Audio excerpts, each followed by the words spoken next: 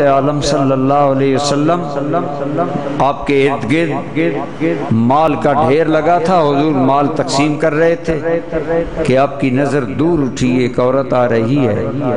جب سرکار نے پہچان لیا تو حضور کھڑے ہو گئے، صحابہ کا بھرا مجمع حضور کو دیکھ رہا ہے، حضور آنے والی عورت کو دیکھ رہے ہیں۔ عورت جب آئی، حضور نے اپنے کندھے سے اپنی چادر مبارک اتاری، وہ چادر جس کی اوٹ میں اللہ کا فرشتہ جبریل وحی کا نور لایا کرتا ہے، جس کا ذکر قرآن کرتا ہے یا ایھا المزمل، حضور نے وہ کملی مبارک کندھے سے اتاری، زمین پر بچھائی، آنے والی عورت کو بٹھا دیا۔ سارا مجمع پرسکوت ہو کر حضور کو دیکھ رہا ہے، حضور آنے والی عورت سے محو گفتگو۔ عجیب منظر تھا۔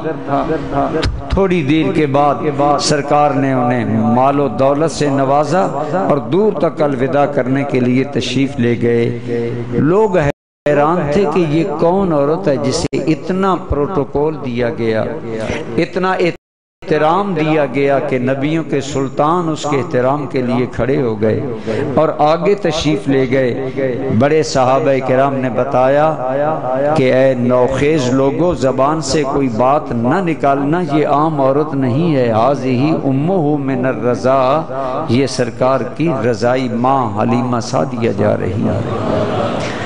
اس سے ہمیں عملی طور پر پتہ چلتا ہے کہ ماں باپ کی عزت، احترام حضور نے قولی طور پر، قرآن کریم نے بڑے زوردار الفاظ میں ماں باپ کی خدمت کے بارے میں حکم دیا۔ ارشاد ہے وَوَصَّيْنَا الْإِنسَانَ بِوَالِدَيْهِ إِحْسَانًا، اللہ کریم فرماتے ہیں ہم نے انسان کو والدین سے حسن سلوک کرنے کی نصیحت کی ہے۔ پہلے ماں باپ دونوں کا ذکر آیا، اب علیحدہ کر کے سنیے قرآن کس الفاظ میں ماں کا ذکر کرتا ہے۔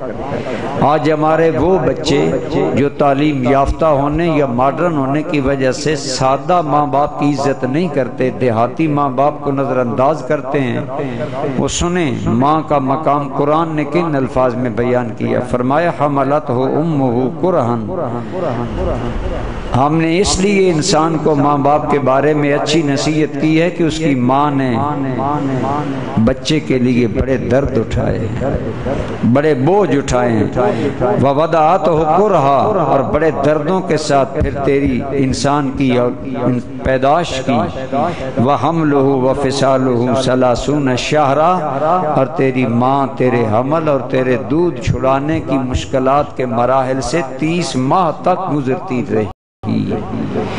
ماں کے یہ احسان پے در پے یاد کرا کے ماں کا حق الخدمت بیان کیا۔ خدمت میں ماں کا مقام زیادہ ہے۔ سرکار کی بارگاہ میں ایک آدمی حاضر ہوا، یا رسول اللہ صلی اللہ علیہ وسلم میری خدمت کا سب سے زیادہ مستحق کون ہے؟ فرمایا اموں کا، تیری ماں۔